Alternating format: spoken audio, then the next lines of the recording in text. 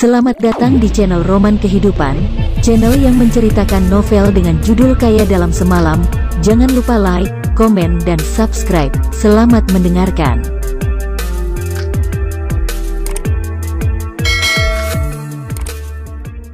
Bab 391. Telah dihina.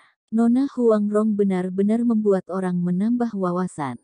Saat kamu mengayunkan pedang lembut itu tadinya, postur tubuhmu yang heroik itu membuat orang tak terlupakan. Kamu benar-benar pahlawan wanita, tetapi aku juga bisa, haha. Aku baru saja menggigit telinga si penjahat itu, Nona Huang. Penampilanku tadi juga bagus, aku telah menendang beberapa orang. Aku juga. Aku baru saja menamparkan si rambut pirang itu 2 kali, sampai dia menangis. Para mahasiswa pria itu berkumpul di sekitar Huangrong dengan suasana yang sangat hangat. Mereka jelas sedang menunjukkan kontribusi dan keberanian mereka sendiri kepada Huangrong. Bertarung dengan Dewi memang hal yang sangat menyenangkan, tanpa disadari. Nilai kekuatannya sendiri juga meningkat secara signifikan dan keberaniannya menjadi lebih kuat. Huangrong tersenyum tipis dan tidak mengatakan apapun. Dia hanya mengangguk pada semua orang, kalian semua benar-benar sangat berani dan sangat kuat, aku telah melihatnya semua. Setelah kata-kata itu diucapkan, para mahasiswa sangat bersemangat dan bahagia. Jika bisa dipuji oleh Dewi Huangrong, itu adalah sebuah kehormatan yang sangat besar. Nona Huangrong benar-benar ramah. Ada seorang mahasiswa menutupi luka di lengannya dan tertawa. Meskipun dia terluka, tetapi dia merasa itu sepadan. Namun, saat kami bergabung untuk melawan kekuatan jahat tadinya, hanya ada seorang pria yang melihat keramaian di samping, Cici. Kata seseorang di dalam kerumunan dengan tidak senang, Lia, aku tahu siapakah dia. Ekspresi wajah Huangrong juga terlihat tidak senang, kemudian dia menyambung topik itu.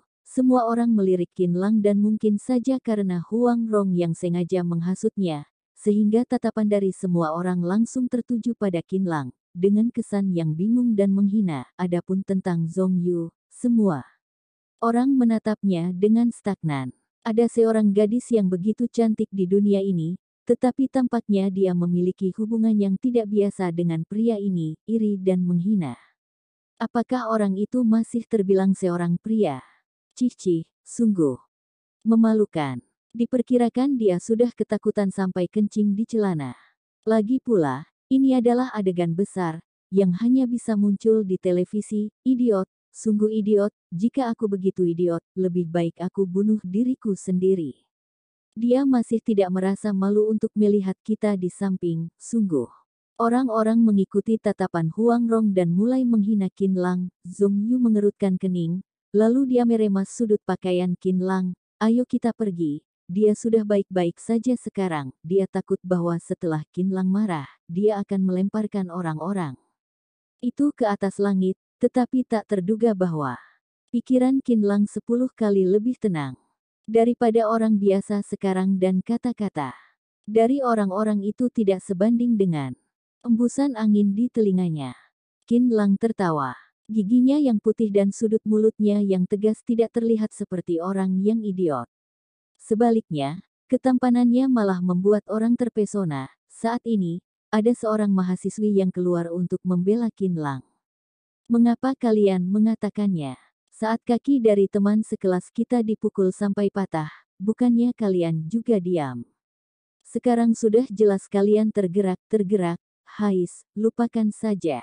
Mahasiswi itu menelan kembali kata-kata terakhir dalam kalimat, tergerak oleh kecantikannya, dan merasa segan untuk mengatakannya. Benar, belum tentu dia lebih lemah dari kalian, mungkin saja dia punya alasan lainnya. Bukan, apakah ada hubungannya dengan kalian jika dia ikut bergabung untuk berkelahi atau tidak? Siapa yang menetapkan aturan harus ikut bergabung dengan kalian untuk berkelahi? Beberapa mahasiswi berceloteh, tetapi mereka semua membela Qinlang, yang membuat kerumunan orang menjadi bengong. Benar, apa hubungannya dengan Qinlang yang ikut bergabung untuk berkelahi atau tidak? Mengapa harus menghinanya? Jelas mereka juga memahami kebenaran ini. Huang Rong malah bersenandung, ekspresi di wajahnya terlihat sangat tidak senang. Alasan utamanya adalah karena Qin Lang sama sekali tidak membantunya, parang dari orang itu sudah di lehernya, tetapi dia masih berdiri diam di sana, benar-benar bukan seorang pria, Hais, setelah menonton laporan berita.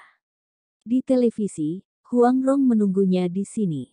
Selama puluhan jam, dia bekerja sama dengan kekuatan jahat, hanya untuk berbicara beberapa patah kata dan mengembangkan perasaan dengan Qin Lang, tetapi Qin Lang benar-benar memperlakukan dirinya sendiri dengan sangat jahat, sangat jahat.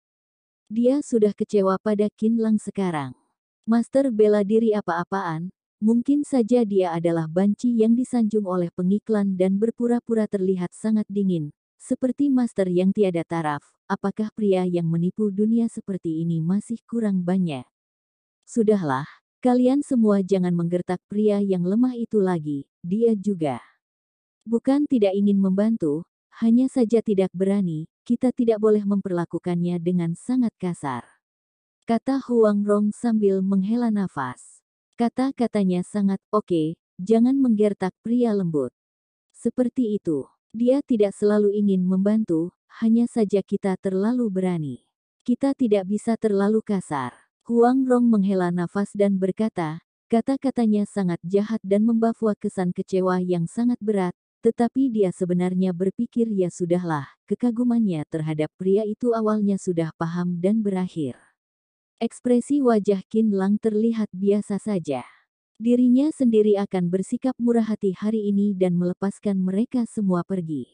Jika dirinya sendiri bertindak, takutnya akan merusak identitasnya. Setelah kerumunan orang melihat Huang Rong tidak menggertak Qin Lang lagi, ditambahkan dengan beberapa gadis di sini membela Qin Lang, mereka juga berhenti untuk berbicara, namun, tatapan mereka pada Qin Lang juga masih membawa kesan yang menghina dan mengejek. Gadis cantik, bagaimana jika kita bermain skating es di gelanggang es? Ada seorang mahasiswa sudah tidak sabar untuk mengajak Huang Rong dan mengungkapkan aspirasi dari sebagian besar anak muda. Ketika Huang Rong hendak ingin menjawabnya, tiba-tiba terdengar suara langkah kaki intensif yang datang dari kejauhan, yang terdengar sangat tergesa-gesa. Sial, kalian lihatlah. Mungkin saja orang-orang dari geng kuda sudah datang. Semua orang baru saja menyadari bahwa mereka sedang berdesak-desakan untuk mengobrol dengan Huang Rong tadinya, tetapi mereka malah lupa bahwa orang-orang dari geng kuda pasti akan datang kembali untuk membalas dendam pada mereka. Di sini adalah wilayah milik kekuatan jahat. Wah, dalam waktu sekejap, semua orang di tempat melihat ke arah kejauhan sana dan melihat sekelompok besar hitam yang bergegas kemari dari padang rumput, yang bisa merasakan aura jahat yang kuat. Selain itu, mereka semua membawa pedang panjang yang bersinar di tangan mereka, yang terlihat seperti akan membunuh orang dan bergegas ke arah mereka.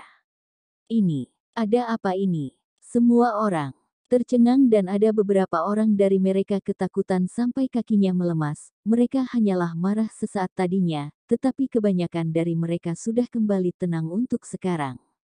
Tentu saja, mereka bisa merasakan ancaman yang mendatangi mereka. Dalam waktu sekejap, pria berotot, berbaju hitam yang kejam itu bergegas ke depan kerumunan dan ada sebuah mobil Mercedes-Benz hitam yang berhenti secara tiba-tiba di belakangnya. Si rambut pirang turun dari mobil dan kakinya dibalut perban putih tebal, sambil memang sebuah tongkat aluminium dan meraung. Sekelompok bajingan inilah. Para pria hitam yang berotot itu segera mengepung kerumunan orang dalam waktu sekejap, diperkirakan ada 400 hingga 500 orang, yang tampaknya sangat perkasa dan membuat orang gemetar. Semua orang tercengang dan satu persatu dari wajah mereka menjadi pucat. Jantung mereka berdebar-debar dan otaknya sudah benar-benar kosong. Penampilan si rambut pirang yang seperti kanguru itu terlihat sangat lucu, tetapi tidak ada satupun di antara kerumunan itu yang tertawa. Mereka telah melukai orang kita. Apalagi masih berhutang uang 230.000 yuan. Teriak si rambut pirang dengan ekspresi yang ngeri dan penuh benci. Juga tidak tahu dia sedang berbicara dengan siapa. Singkatnya, itu terlihat sangat mengerikan. Bab 392. Penipuan kematian.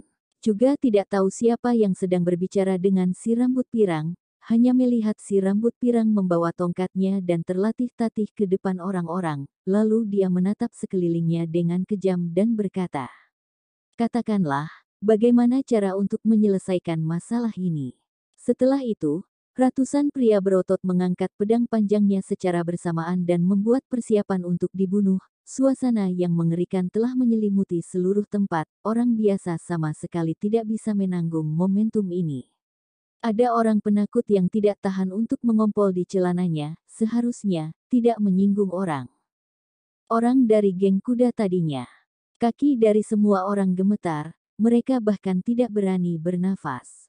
Sial, apakah kalian semua tuli? Mengapa tidak bersuara? Si rambut pirang menunjuk seseorang dan seorang pria berotot yang memegang pedang melangkah ke depan seorang mahasiswa, kemudian dia langsung menendangnya dengan keras. Mahasiswa itu bahkan tidak sempat untuk mendengus dan langsung memuntahkan seteguk darah. Kemudian dia jatuh ke tanah dan menjerit dengan kesakitan. Pria berotot itu malah tidak ingin melepaskannya dan menendang lagi mahasiswa itu dengan keras. Mahasiswa itu berguling di tempat dan suara jeritannya yang menyakitkan membuat semua orang di tempat menjadi ketakutan. Saat ini, ekspresi wajah Huang Rong relatif tenang. Meskipun dia baru saja pertama kali melihat adegan yang seperti ini, tetapi dia adalah orang yang pernah berlatih bela diri. Dia segera bisa melihat bahwa pria berotot itu sama sekali bukanlah orang biasa, melainkan adalah seniman bela diri yang mencapai tingkat tertentu. Di bawah situasi ini, jika mengeluarkan pedang lembut untuk melawan mereka, itu hanya bisa membuat semua tempat berlumuran dengan darah. Dia tidak bisa melakukan hal yang hanya mengandalkan keberanian tanpa cara. Dia harus memikirkan solusi yang lainnya. Huang Rong menatap mahasiswa yang jatuh ke tanah itu dengan sedikit prihatin dan otaknya sedang berpikir dengan cepat. Sebelum orang-orang itu sempat bereaksi, si rambut pirang kembali bersuara. Pria berotot itu mengangkat pedang panjangnya dan meletakkannya di leher satu mahasiswa lainnya. "Sial, aku tanya kalian sekali lagi, bagaimana cara untuk menyelesaikan masalah ini?" Si rambut pirang meraung dengan brutal, seperti seekor anjing gila yang menggeram. Mahasiswa itu sudah ditakuti oleh paksaan yang kuat itu. Kedua kakinya seperti ayakan. Dia baru saja memamerkan keberaniannya sendiri dan meremehkan Qin Lang, tetapi sekarang air keringatnya terus-menerus mengucur ke bawah dan di tanah penuh dengan genangan air seni yang berwarna kuning. Orang-orang jelas bisa merasakan bahwa jika mahasiswa itu mengucapkan satu kata yang salah, mungkin saja dia akan dibunuh. Jenis aura yang membunuh itu hanya dimiliki oleh seorang tukang daging. Seharusnya sudah muncul banyak kasus pembunuhan di tubuhnya. "Bos, aku sudah salah. Aku benar-benar sudah salah." Mahasiswa itu menelan ludah dan berlutut, "Aku membayar kerugiannya. Aku membayar kerugiannya. Aku akan membayar sampai kalian puas." Setelah mendengar nada bicara ini, sepertinya keluarga dari mahasiswa ini sangat kaya. Tadinya, semua orang sama sekali tidak menyangka bahwa geng kuda bisa mengirimkan 400 atau 500 orang dalam waktu sekejap. Kekuatan dari geng itu sama sekali tidak bisa diduga oleh rakyat biasa. Di bawah situasi yang demikian, sepertinya membayar kerugian adalah cara terbaik untuk menyelamatkan nyawa mereka sendiri. Plop, plop, plop. Belasan orang berlutut di tanah berturut-turut. Mereka yang sebelumnya menghina Qin Lang, berlutut di tanah sekarang, sambil menangis dan memohongeng kuda untuk mengampuninya. Kesan ketidaktahuan dan penghinaan yang tak terhitung jumlahnya melintas di mata Huang Rong. Dia berpikir bahwa bukannya kalian semua meremehkan Qin Lang itu, tetapi kalian semua malah mengompol di celana satu persatu sekarang. Huang Rong masih berdiri dengan mantap, keras kepala dan pantang menyerah. Jika benar-benar tidak bisa terselesaikan, paling tidak dia akan mati begitu saja. Apa yang harus dikhawatirkan? Salah paham, bos. Kami minta maaf kepada Anda dan akan membayar kerugian Anda. Bukan semua orang yang berlutut di tanah adalah mahasiswa, juga ada beberapa orang dari masyarakat. Mereka semua merasa bahwa hanya bisa mengetuk kepala dan memohon untuk bebas dari kematian. Kami akan membayar uang 230.000 yuan, 230.000 yuan. Titik petik 2. Semua orang menangis dan memohon pengampunan dengan mati-matian. Mereka yang bisa datang ke padang rumput untuk berkuda bukanlah orang miskin, sehingga mereka semua rela mengeluarkan uang untuk menghilangkan bencana, terutama orang yang lehernya diletakkan pedang dan air matanya terus-menerus mengalir ke bawah. Bos, aku akan memberimu uang. Sambil berkata demikian, dia mengeluarkan selembar kartu bank dari sakunya. Dia juga tidak mengatakan berapa banyak uang di dalamnya dan langsung memejamkan matanya untuk menyerahkan kartunya di bawah pedang. Tak terduga bahwa setelah si rambut pirang mengisyaratkannya, pria berotot itu menampar kartu bank itu sampai terbang jauh. Sial, apakah kalian yang kaya sudah luar biasa? Apakah selembar kartu bank sudah bisa menyelesaikan masalah? Si rambut pirang meraung, situasi kembali menjadi terdiam sesaat. Setelah sekian lama, apakah juga tidak bisa memberi uang? Sial, kalian yang berani menyinggung orang-orang dari geng kuda harus mati. Tidak peduli berapa banyak uang yang kalian berikan, itu juga tidak bisa. Aku akan membunuh kalian sampai mati. Sambil berkata demikian, si rambut pirang mengangkat tongkat aluminiumnya dan mengetuknya di kepala orang itu. Setelah mengetuknya beberapa kali, kepala orang itu sudah berdarah. Darah itu segera menyebar dari atas kepala mahasiswa itu dan membentuk labu darah. Hah! Banyak mahasiswa yang berteriak, sedangkan para gadis itu memejamkan matanya dan tidak berani melihat adegan yang berdarah itu. Mahasiswa itu dipukul sampai jatuh ke tanah dan seluruh tubuhnya menjadi warna merah. Dia sedang kejang-kejang di tanah. Dia adalah orang yang paling menghina Qin Lang sebelumnya, tetapi tidak tahu bagaimana bisa dia menjadi orang yang paling tidak beruntung. Setelah dipukul oleh si rambut pirang, dia hanya tersisa beberapa nafas saja. Bos, ampunilah aku, ampunilah aku.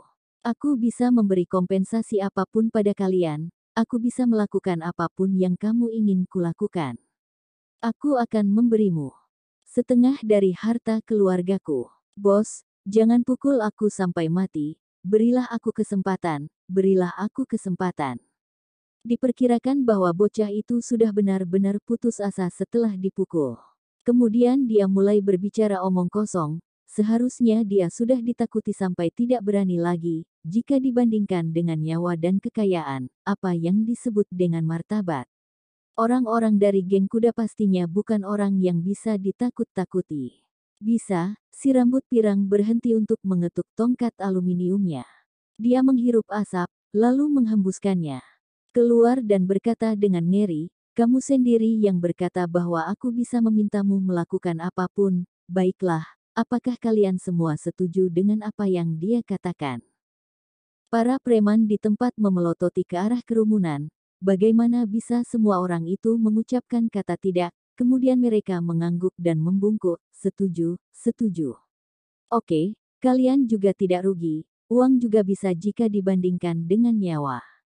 Begini saja, jika kalian bisa memberikan uang 10 miliar yuan kepada geng kuda, kalian sudah bisa pergi dari sini, tidak boleh kurang dari 1 sen pun.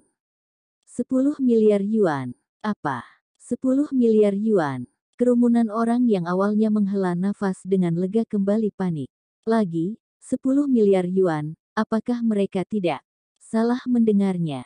Benar, 10 miliar yuan, kalian semua dengarkan baik-baik padaku. Ada ratusan orang di belakang si rambut pirang dan ekspresi wajahnya yang ngeri itu terlihat sangat menakutkan, semua orang bengong lagi. Mereka semua saling bertatapan satu sama lain sambil menangis dan hati mereka terasa sangat pahit. Meskipun kebanyakan dari mereka bukanlah orang miskin, tetapi ada beberapa orang dari mereka adalah anak-anak dari keluarga kaya. Ini adalah pertama kalinya mereka mendengar angka 10 miliar yuan. Yang begitu besar, ada beberapa mahasiswa di mana keluarganya memiliki aset sebesar 10 miliar yuan. Tetapi jika ingin mengeluarkan uang tunai 10 miliar yuan secara langsung, juga tidak bisa mengeluarkannya jika membunuh semua orang. Namun, jika mereka tidak memberinya uang, mereka hanya bisa mati. Ini adalah persoalan sulit yang tidak bisa dipilih. Apalagi juga tidak ada orang yang berani mengucapkan kata tidak. Bab 393 tidak bisa lagi jika tidak mengumpulkan uang. Apakah kalian sudah memikirkannya dengan jelas atau tidak?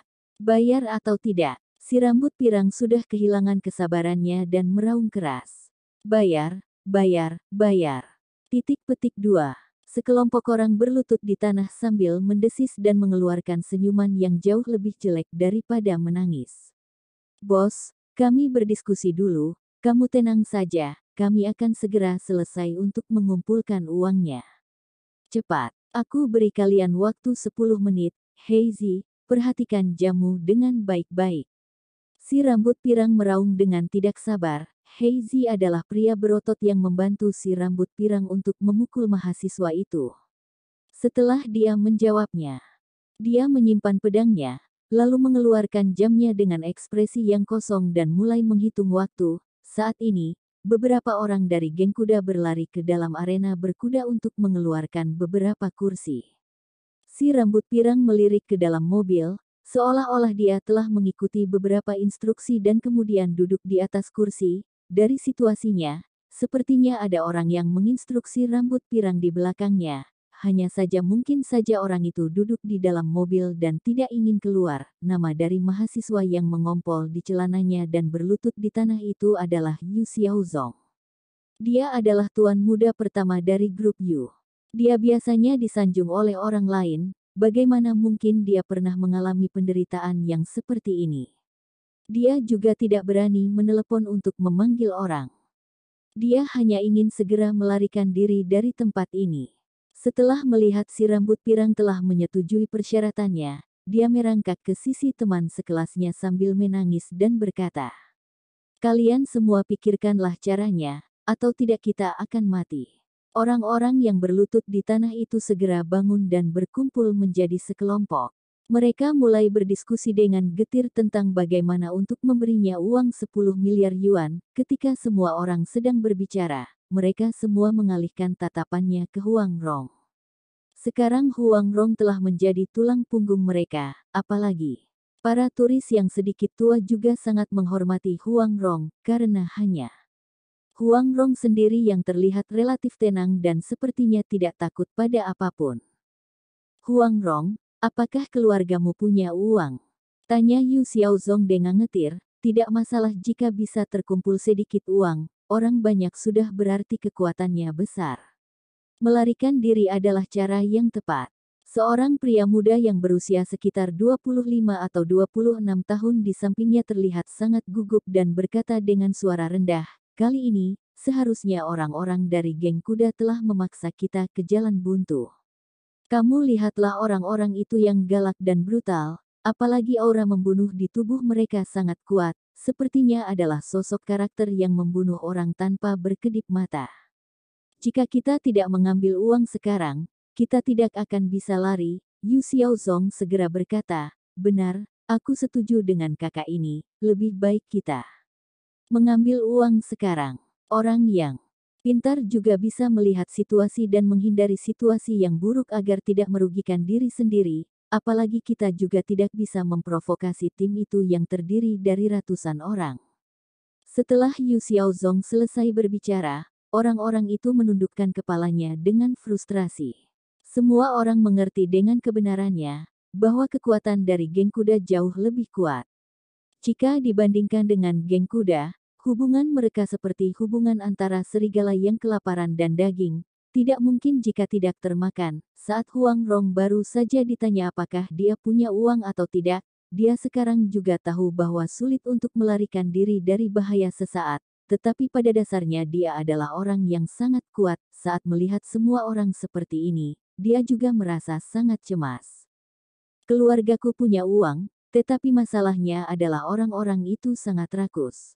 Jika kita memberinya uang 10 miliar yuan, mereka pasti akan meminta uang 10 miliar yuan lagi. Apakah orang banyak sudah luar biasa? Tidak bisa, kalian semua jangan memberinya uang itu."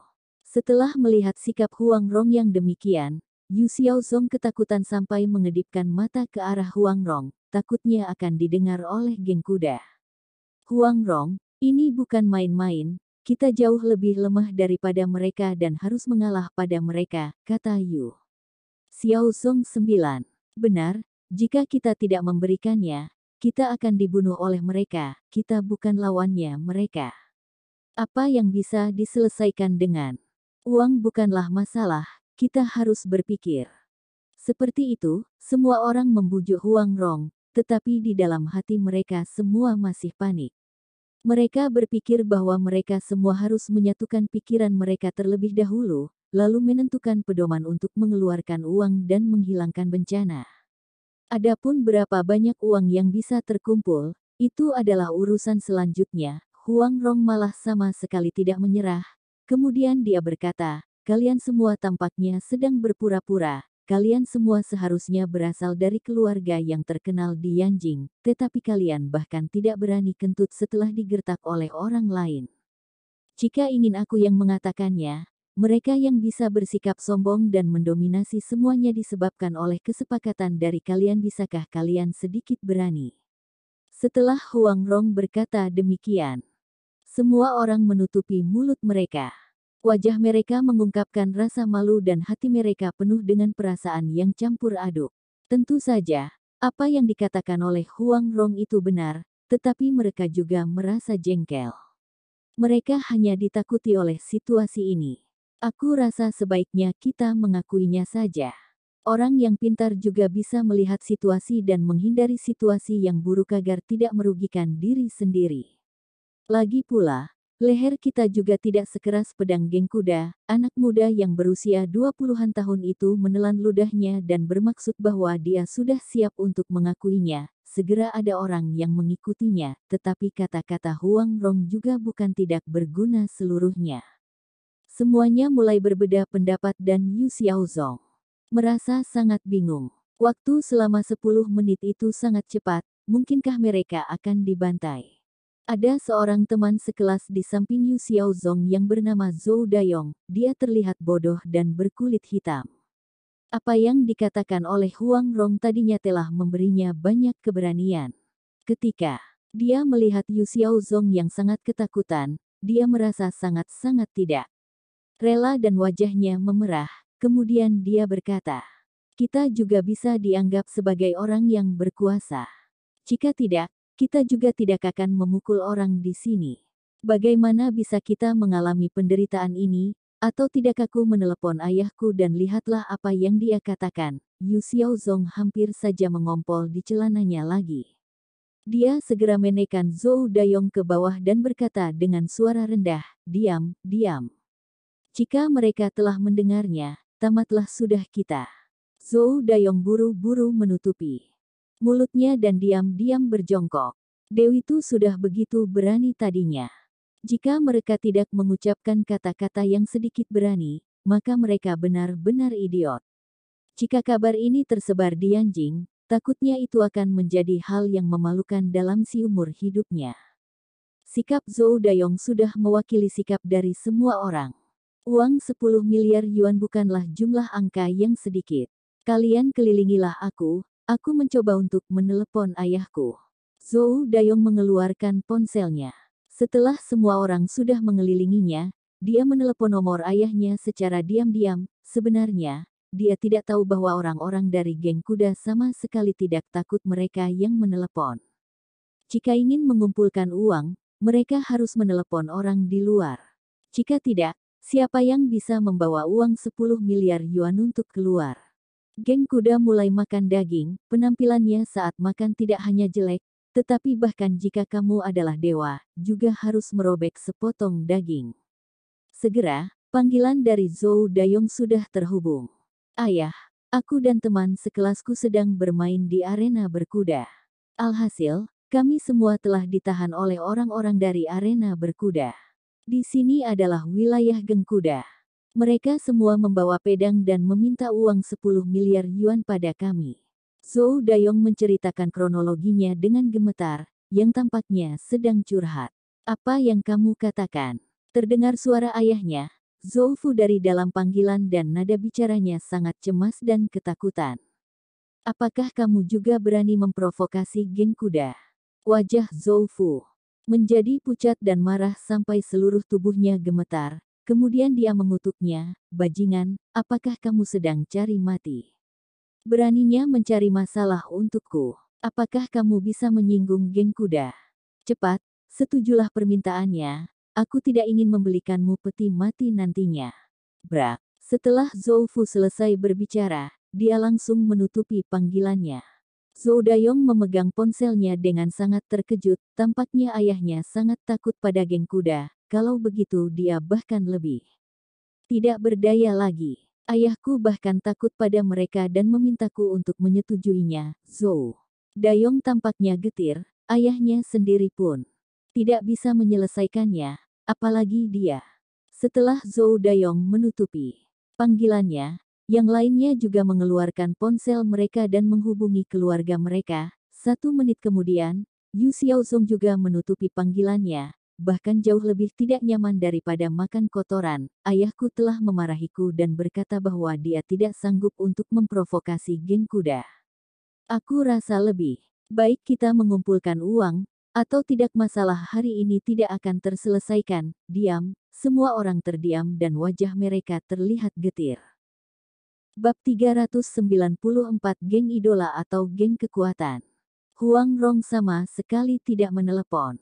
Dia bisa menyelesaikan urusannya sendiri. Tidak masalah jika dia dipenggal, yang penting pedomannya benar. Jika ingin mengatakan hatinya yang senang, dia tidak senang terhadap Qin Lang. Dia benar-benar bisa terlihat tenang. Hais, bagaimana bisa seorang idola dibandingkan dengan beberapa kekuatan yang sebenarnya? Sepertinya aku sudah salah melihatnya, bahkan masih berlari kemari dan belajar dari orang lain untuk mengejar idola. Tampaknya pria yang tampan tidak ada gunanya. Huang Rong berpikir demikian, semua orang merasa tak berdaya, seperti sandera yang disandera oleh teroris, sambil memikirkan cara untuk mengumpulkan uang 10 miliar yuan. Benar. Benar sulit sekali untuk mengumpulkannya. Zhong Yu yang berada di samping, melirik Qin Lang sambil memohonnya dan matanya yang indah terlihat sedikit kecemasan. Qin Lang tersenyum. Dia ingin membuat orang-orang itu menderita. Jika tidak, mereka tidak tahu bagaimana cara untuk menghormati orang lain. Waktu sudah habis. Teriak dari pria berotot itu, si rambut pirang segera melompat ke dalam lingkaran pengepungan itu dengan tongkat aluminiumnya. Kalian masih belum selesai memikirkannya bukan? Bunuh dia sampai mati. Segera setelah itu, semua pedang dikeluarkan dan saat yang paling penting, terdengar sebuah suara yang samar. Tunggu. Semua orang memeluk kepalanya dan melihatnya. Ternyata orang yang bersuara adalah Qin Lang yang baru saja diejek oleh mereka. Ada kesan acuh tak acuh di wajah Qin Lang yang tampan. Semua orang baru saja menyadari bahwa pria ini memiliki wajah yang terlihat tenang. Di depan ratusan pedang itu, dia sama sekali tidak ada rasa takut. "Apa yang kamu katakan?" tanya Yu Xiaozong dengan kaget. Dia telah dikejutkan oleh temperamen Qin Lang yang tenang, yang bahkan lebih menakjubkan daripada Huang Rong, yang memberikan orang sejenis perasaan yang bisa menenangkan pikiran secara spontan. "Aku akan pergi berdiskusi dengan orang-orang geng kuda, lalu meminta mereka memberiku sebuah muka untuk melepaskan kalian pergi." Qin Lang memasukkan kedua tangannya ke dalam sakunya dan berkata demikian dengan santai. Nada bicaranya yang besar membuat orang merasa kaget. "Apakah kamu baik-baik saja?" Huang Rong yang sudah siap tidak menyangka bahwa setelah Qin Lang berbicara, itu telah membuatnya terkejut. "Hah?" Si rambut pirang memegang tongkatnya dan menghentikan tindakannya untuk sementara. "Orang dari manakah itu? Memberimu muka?" Tatapan dari semua orang terfokus pada Qin Lang. Tatapan mereka terkesan sangat rumit, tetapi kebanyakan dari mereka menghina dan mengejek Qin Lang. Saat ini, bahkan gadis-gadis idiot yang baru saja membela Qin Lang berpikir bahwa kata-kata Qin Lang sedikit berlebihan dan sudah mulai sedikit berpura-pura. Masalah ini bahkan tidak bisa diselesaikan oleh para tuan muda dari keluarga kaya, Zhou Dayong tidak tahan untuk berkata, "Kakak ini, bisakah kamu tidak membuat kekacauan? Kami sedang berpikir untuk bagaimana mengumpulkan uangnya. Kami tidak membutuhkan kamu yang berpura-pura lebih hebat di depan orang lain." Benar, mengapa geng kuda harus memberimu muka? Menurutmu siapakah dirimu? Yu Xiaozong tidak berani mencibir di depan geng kuda, tetapi di depan Qinlang, mulutnya terbuka dan kesan penghinaannya tidak bisa diungkapkan. Dengan kata-kata, orang itu sangat konyol. Yang lainnya juga menganggapnya konyol. Saat ini, Zhong Yu benar-benar sedikit marah. Ada kesan kemarahan di dalam matanya yang indah itu. Apakah Qinlang bisa diprovokasi oleh kalian? Hanya saja dia tidak berkata demikian. Sudahlah, kalian semua jangan peduli pada orang itu lagi. Lebih baik kita berpikir bagaimana cara untuk mengumpulkan uang. Setelah Yu Xiaozong melihat pedang di depannya, hatinya terasa sangat cemas. Hanya saja mata Huang Rong berbinar. Dia adalah tipe petarung yang kuat dan tidak akan melepaskan kemungkinan apapun. Kemudian dia berkata, "Kalau begitu kamu selesaikanlah. Jangan sampai ketakutan sampai tidak berani berbicara seperti tadinya." Qinlang melirik Huang Rong, tatapannya tajam dan mulia seperti naga biru di atas langit. Dia meminta Zhong Yu untuk mengambil ponselnya, kemudian dia mengirimkan sebuah pesan segera dan berdiri diam tanpa berbicara sambil memunggungi tangannya. Si rambut pirang juga dilirik oleh Qinlang. Dia tidak bisa menahan perasaan dingin dari lubuk hatinya, bahkan menggigil dan memiliki sejenis firasat yang buruk. "Hei, apakah kalian sudah selesai mengumpulkan uangnya?" Si rambut pirang meraung dengan tidak sabar, "Hanya 10 miliar yuan saja, apakah kalian begitu lambat?" Sambil berkata demikian, si rambut pirang juga tidak tahu mengapa dirinya sendiri berubah pikiran, di mana dia hanya ingin mengambil uang, tetapi tidak ingin membunuh orang. Hanya 10 miliar yuan saja. Semua orang merasa tak berdaya, meskipun mereka memiliki nilai diri yang sangat tinggi, mereka juga tidak bisa mengeluarkan uang tunai 10 miliar yuan sekaligus. Setidaknya, mereka harus menjual gedung, menjual perusahaan dan mengubah asetnya menjadi uang sungguhan. Ayah dari mereka semua memiliki kekayaan sebesar 1 miliar yuan, 5 miliar yuan dan 10 miliar yuan. Sebenarnya, angka itu ditotalkan dari mobil, rumah, saham, perusahaan dan valuasi pasar mereka, sehingga bisa mendapatkan angka yang begitu tinggi. Jika ingin mengeluarkan uang tunai sekaligus, itu jauh lebih sulit daripada naik ke atas langit. Zhou Dayong menyapanya dengan wajah yang pahit dan berkata dengan hati-hati, "Bos, kami benar-benar tidak bisa mengumpulkan uang yang begitu banyak, bisakah Anda menurunkan angkanya? Jika angkanya sekitar 1 atau 2 miliar yuan, kami jamin untuk membawa uangnya sekarang." "Apa? Beraninya kamu tawar-menawar denganku?" Si rambut pirang marah, lalu dia mengulurkan tangannya dan ingin menamparnya. Zhou Dayong berteriak dan segera muncul jejak 5 jari tangan yang merah cerah di wajahnya, yang terlihat sangat bengkak. Pria berotot itu datang begitu saja dengan kejam, lalu meninju dan menendangnya. Saat melihat Zhou Dayong, hanya ada nafas yang keluar dan tidak ada nafas yang masuk. "Bos, jangan pukul lagi, jika kamu memukulku lagi, aku akan mati," Zhou Dayong bergumam. "Bos, aku mohon padamu, bisakah kurangi sedikit? Kami benar-benar tidak bisa mengumpulkan begitu banyak uang." Ketika semua orang melihat situasi Zhou Dayong yang menyedihkan, mereka memejamkan matanya dan memalingkan kepalanya. Mereka tidak berani melihatnya lagi. Zhou Dayong termasuk orang yang sangat berani di antara mereka semua. Situasinya sekarang benar-benar membuat orang sulit untuk melihatnya. "Oke. Kamu hebat. Beraninya kamu bilang tidak punya uang. Aku sudah berubah pikiran, aku tidak membunuh kalian dulu."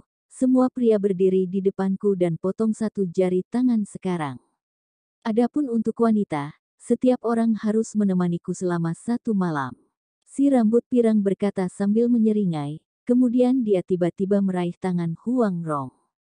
Apalagi dia masih menatap Zhong Yu dengan tergila-gila, mungkin saja akan berhubungan intim dengan mereka berdua malam ini, dengan tatapan yang sangat penuh nafsu itu, hati Qin Lang akhirnya merasa tidak tenang. Si rambut pirang ini benar-benar cari mati, apalagi pemikirannya masih begitu kotor. Harus dikatakan bahwa gadis-gadis dalam kerumunan ini benar-benar memiliki kecantikan yang sangat luar biasa. Masing-masing dari mereka memiliki kelebihannya sendiri dan temperamennya sedikit lebih buruk daripada Zhong Yu, tetapi jika dia membawa salah satu orang dari mereka, itu sudah bisa membahayakan negara dan rakyat. Jika wanita yang membayar hutangnya, bukannya itu adalah hal yang biasa.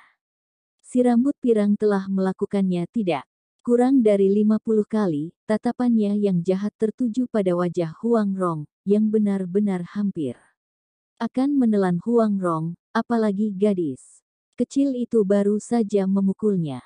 Kalau begitu, dia akan membalas dendam pada Huang Rong di atas ranjang. Huang Rong yang tertangkap basah, wajahnya yang seperti bayi sudah mulai sedikit panik. Dasar orang yang tidak tahu malu, dia masih belum pernah dipermalukan oleh seorang pria. Minggir, minggir, cepat minggir. Wajah Huang Rong menjadi merah. Dia juga tidak bisa menggunakan bela dirinya untuk sementara waktu. Wajahnya yang seperti boneka porselen itu tersipu malu dan marah dan juga terus-menerus mengutuknya. Semakin Huang Rong seperti ini, si rambut pirang menjadi semakin bersemangat. Kemudian dia berkata sambil terengah-engah, "Gadis cantik, jangan malu. Aku tidak akan menyentuhmu, aku hanya ingin menghabiskan waktu satu malam denganmu dan lainnya." Hahaha. Ratusan preman itu tertawa terbahak-bahak. Ada beberapa yang mengedipkan matanya dan menggunakan tatapan yang jahat pada Huang Rong. Bab 395. Bersedia mengorbankan diri untuk keselamatanmu. Huang Rong menjadi tersipu malu di sana. Tangan dan kakinya menjadi kewalahan. Semua pria di tempat yang awalnya ada niat untuk mengejar Huang Rong, hati mereka seperti sudah berapi, tetapi malah tidak ada satu orang pun yang berani untuk menyelamatkannya. Mereka bahkan juga tidak berani bernafas. Si rambut pirang menduga bahwa pastinya tidak ada orang yang berani untuk maju. Bahkan Huang Rong sendiri juga menjadi ketakutan dan putus asa setelah melihat situasi ini. Sehingga meskipun dia tertatih-tatih dengan satu kakinya, si rambut pirang masih terlihat sangat ganas sebenarnya. Huang Rong bukan takut, tetapi dia malu. Ratusan orang sedang melihat dia yang akan disentuh. Pikirannya dalam kebingungan saat ini dan keterampilan bela dirinya tiba-tiba menghilang. Di bawah keputusasaannya, Huang Rong berteriak untuk mencari pertolongan, tetapi setelah dia berteriak berkali-kali, selain suara tawa, tidak ada satupun yang berani berbicara, sedangkan Qin Lang yang selalu dia harapkan juga tidak berbicara lagi. Dia tiba-tiba merasakan dingin di dalam hatinya, rasa putus asanya yang kuat menerkam kemari dan wajahnya yang cantik benar-benar menjadi pucat. Saat ini, terdengar sebuah suara yang dingin. Minggir. Suara itu begitu dingin, seolah-olah sedang menyaksikan seekor monyet mati yang memperlihatkan pantatnya. Tentu saja, orang itu adalah Qin Lang. Suaranya tidak tinggi, tetapi memiliki daya tembusnya sendiri. Dalam waktu sekejap, situasi kembali menjadi hening lagi. Dia sudah 2 kali keluar di saat yang kritis ini. Kerumunan orang menatap Qin Lang dengan tenang, bukannya dia yang keluar saat ini sedang mencari mati. Orang-orang menyaksikan pecahnya situasi yang lebih lanjut. Gadis-gadis yang tergila-gila itu juga menggelengkan kepala mereka. Qin Lang terlihat sangat tampan, tetapi jika dia ingin keluar untuk menyelamatkan Huang Rong sekarang, itu juga tergantung pada situasi. Takutnya otaknya sudah rusak bukan? Si rambut pirang melihat pria tampan. Yang bodoh itu lagi. Dia telah dipelototi oleh Qin Lang dan secara tidak sadar takut pada Qin Lang. Tetapi mungkinkah dia bersikap lunak saat ini? Apakah tim yang terdiri dari 400 hingga 500 orang itu mundur oleh tatapan dari kerumunan? Hehe, apa yang kamu katakan? Si rambut pirang berhenti untuk menyentuh Huang Rong. Lalu dia mengandalkan preman di belakangnya untuk mendukungnya. apakah dirinya sendiri baru saja salah mendengarnya. Ekspresinya berubah menjadi agresif dan kejam, si rambut pirang bahkan menarik telinganya dan membuat isyarat untuk mendengarnya sekali lagi. Dia merasa bahwa orang di depannya sudah tidak ingin hidup lagi. Beraninya dia menantang mereka, bukan? Kamu cukup berani, bukan? Apakah kamu ingin menjadi pahlawan untuk menyelamatkan gadis cantik? Si rambut pirang mengetuk tongkatnya ke tanah dan 7 atau 8 pria berotot telah bergegas kemari dengan senyuman yang menyeringai, sambil menunggu perintah untuk membunuhnya. Namun, Qin Lang bahkan tidak menggerakkan kelopak matanya, seolah-olah dia sama sekali tidak peduli pada orang-orang itu. Aku bilang, lepaskan tanganmu yang busuk itu. Qin Lang menatap si rambut pirang dengan dingin dan sama sekali malas untuk mengucapkan sepatah kata pun. Dia tidak memiliki keinginan apapun untuk berkomunikasi. Nada bicara Qin Lang terkesan acuh tak acuh, tetapi itu malah membuat si rambut pirang menjadi gila. Qin Lang adalah orang pertama yang berani menantangnya. Hula. Banyak pria berotot datang untuk melihatnya. Tentu saja, menurut Qin Lang, orang itu bahkan tidak sebanding dengan anjing. Ayo, kamu cukup berani, beraninya kamu di antara sekelompok sampah itu berdiri keluar, apalagi kamu sudah berdiri 2 kali, bukan? Pikirkan konsekuensinya. Si rambut pirang mengambil keputusan untuk membunuh orang yang tidak takut mati itu hari ini. Qin Lang malas untuk tertawa, meskipun si rambut pirang itu sedikit lebih lucu, tetapi dia hanya mengulurkan salah satu tangannya di sakunya, lalu menunjuk si rambut pirang dengan kedua ibu jarinya dan berkata, "Aku akan mengatakannya sekali lagi, kamu menipu uangmu sana. Adapun untuk beberapa gadis ini, jangan sempat menyentuhnya, atau tidak konsekuensinya akan sangat serius." Bagus, bagus, bagus sekali. Si rambut pirang tertawa muram. Dia sudah dibuat kesal oleh auranya Qin Lang. Bukannya orang yang paling berkuasa di tempat ini adalah dia. Tikam dia sampai berlubang dan mati. Si rambut pirang melambaikan tangannya dengan ekspresi wajah yang mengerikan. Jika tidak membunuh Qin Lang, tidak akan ada tempat untuk si rambut pirang di dunia ini. Sedangkan bos dari geng kuda juga tidak akan melepaskannya pergi. Beberapa pria berotot itu segera bergegas. Qin Lang bahkan tidak menghindarinya dan tangannya diulurkan ke wajahnya untuk menggaruk bagian yang gatal. Kakak Huang Rong yang berada di samping hendak ingin menangis. Tidak tahu dari mana keberaniannya itu berasal, yang membuatnya terbang ke depan. Kemudian dia mengulurkan tangannya untuk menghalangi preman itu dan berkata, "Aku menyetujui kalian, tetapi aku punya satu syarat." "Syarat apa?" Hati si rambut pirang tergoyah. Sosok tubuh dari gadis kecil itu benar-benar. Air liur si rambut pirang hampir akan mengalir keluar, apalagi suara dari para gadis kecil itu juga sangat enak untuk didengar, seperti nyanyian burung kepudang kudu hitam di pohon. Huang Rong hanya berpikir tentang bagaimana cara menyelamatkan kakaknya, yang merasa kekuatannya paling hebat ini. Sebenarnya, dia bukan mengejar bintang yang profesional. Dia hanya merencanakan pertemuan dengan Qin Lang karena dorongan impulsifnya, tetapi bahkan nama Qin Lang sekarang juga tidak bisa teringat. Kemudian dia berkata, "Selama kalian bisa melepaskan kakak Qin Dong ini, kalian bisa melakukan apapun padaku, tetapi bagaimana jika hanya satu malam saja?" Ekspresi wajah Huang Rong sangat murung, tetapi dia sangat yakin. "Jika kamu bisa melindungiku, aku akan melindungimu secara sepenuhnya." Sahabat yang baik membicarakan tentang kesetiaan. Dia juga tidak bisa melihat Qin Dong ditikam sampai berlubang oleh pedang itu. Tidak ada gunanya untuk melawannya sekarang. Tidak peduli seberapa kuat keterampilan bela dirinya, mungkinkah dia bisa mengalahkan 400 hingga 500 pedang tajam itu? Qin Dong. Aku tidak pernah mendengarnya. Hehehe, oke, aku menantikan kata-katamu ini. Tenang saja, kata-kataku akan selalu kutepati. Aku juga tidak akan memintamu tinggal lebih dari 1 menit. Si rambut pirang menelan ludahnya dan menatap dada Huang Rong yang membengkak itu sambil bengong. "Oke, lepaskanlah dia pergi." Huang Rong berbicara dengan sangat keras.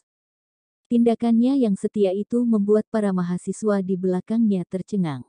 Ada beberapa orang yang meneteskan air matanya dan kagum pada Huang Rong dari lubuk hatinya. Dalam adegan ini, Qin Lang akhirnya sedikit tersentuh dan Zhong Yu bahkan lebih terharu. Keduanya saling bertatapan dan berkata di dalam hati, gadis kecil ini benar-benar setia. Mata si rambut pirang memancarkan cahaya yang ganas. Dia mengedipkan matanya ke beberapa preman dan beberapa preman itu berteriak, "Kamu, sudah tidak ada masalah, pergi sana."